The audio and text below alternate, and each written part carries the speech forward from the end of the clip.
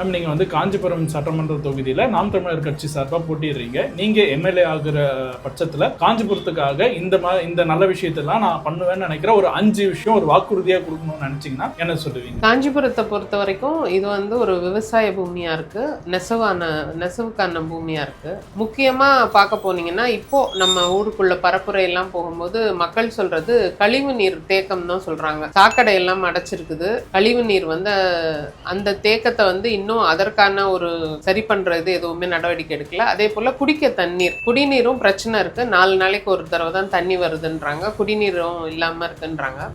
எனக்கு என்னன்னா இவ்வளவு வருட இந்த திராவிட ஆட்சியில மக்களுக்கான பேசிக்கான அந்த விஷயம் அதுவே இன்னும் தீர்க்கப்படலை அப்படின்றதுதான். அப்புறம் இன்னொன்று என்னன்னா குப்பைகள் அகற்றப்படாம இருக்கிறது. காஞ்சிபுரம் முழுமைக்குமான அவ்வளவு குப்பைகள் இருக்கு. குப்பைகளை சுத்தம் பண்றதுலயும் பெரிய தேக்கம் இருக்கு. நான் வந்தேன்னா முதல்ல இந்த 3 விஷயங்கள், கழிவுநீர் அகற்றம், குடிக்க நல்ல குடிநீர், அப்புறம் இந்த குப்பைகள் எல்லாம் பண்றது, அப்புறம் விவசாயிகள் நெசவாளர்கள் பிரச்சனை நிறைய இருக்கு, அதுக்கும் முன்னாடி. இப்போ நீங்க போட்டி போடுறது வந்து இருபெரும் திராவிட கட்சிகள், அதுவும் இங்க வந்து ஸ்ட்ராங் ஹோல்டில் இருக்கிற ஒரு பிளேஸ்ல நீங்க வந்து போட்டி போடுறீங்க. ரொம்ப வருஷமா இங்க ஆட்சி பண்ணியிருக்காங்க மாத்தி. ஸோ அதை வந்து நீங்க எப்படி ஹேண்டில் பண்றீங்க? எப்படி உங்களோட ஸ்ட்ராட்டஜி எப்படி இருக்கு? நாம் தமிழர் கட்சியை பொறுத்த வரைக்கும் எங்களுக்கு மிகப்பெரிய அட்வான்டேஜ்னு சொல்லணும். அது என்னன்னா இவ்வளவு வருடம் இந்த 2 திராவிட கட்சிகளும் ஆண்டு இன்னமும் கூட மக்களுக்கான நலத்திட்டங்கள் எதுவுமே போய் சேரல அப்படின்றது தான். இப்போ நம்ம பரப்புரை போகும்போதும் மக்களுக்காக பெரிய அளவில் அவங்களுக்கு ஒரு ஏமாற்றம் இருக்கு. வந்தவங்க எதுவுமே செய்யலை அப்படின்ற வருத்தமும் இருக்கு அவங்களுக்கு. அதனால நீங்க பிளஸ்ஸா நினைக்கிறீங்களோ,